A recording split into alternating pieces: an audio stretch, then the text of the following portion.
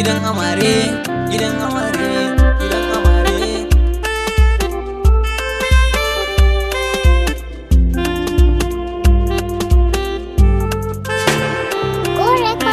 Da ka ji buɗa gida da amare, jigon miji mata ba ware-ware. Yau ga amarya ga ango a tare, kawai sai ku fito don ku yi jere.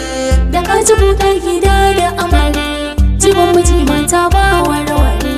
Yau ga amarya ga ango a tare, kawai sai ku fito don ku yi jere. Da fara Allah wutiri sakin da yayi da wada gari mafi jibantan lamari. Ka kara karan nazari ka haska kamin sadari ka kau da dukkan hadari. Sira aminci girgiri ya zarta miliyoyi dari ka dinga yi wa bashari. Alai sahabbai na gari da auliya wasari su ne ka kwana zike. Sunar ma'aiki sun raya a tsare, ango amarya kuma sai ku daure. Da ka ji buɗa gida da amare, jigon miji mata ba ware-ware.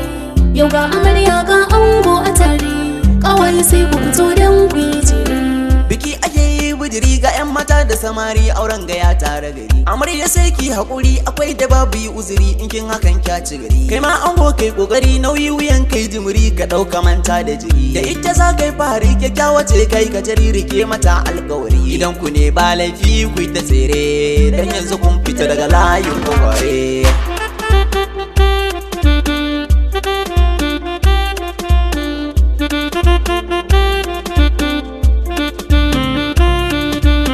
Amar sukin shiga lalle kin zama matar kulle an goye ne miki lale. Aure na so ba dole saki rawar ki da tsalle maki gani ya silale. An wanki har ya kulle kofa daga ke ya kyale mata ki ce shalele. Ki balle ya fagele so zai ya baka balle ki bai ruwa na malale. To sai ki bar kuka idanu ki share, gidan masoyin ki a yau za ki tare. Da ka ji buɗa gida da amare, jigon miji mata ba ware-ware.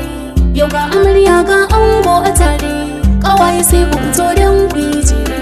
Ango amarya tare to kar ku yarda ku ware daɗi wuya sai ku jure. Ku je ku fesa turare ku sanya kaya farare sannan ku taka tare. Kunnan ku kar da hure in an ziga ku ture ku wa magauta bore. Zaman ku rabbi ya kare ya ba ku zuri'a ta kwarai wakar anan zan kare. Jamilu Musa ke wakar amare, mai makarantar so da ka sai ta fare.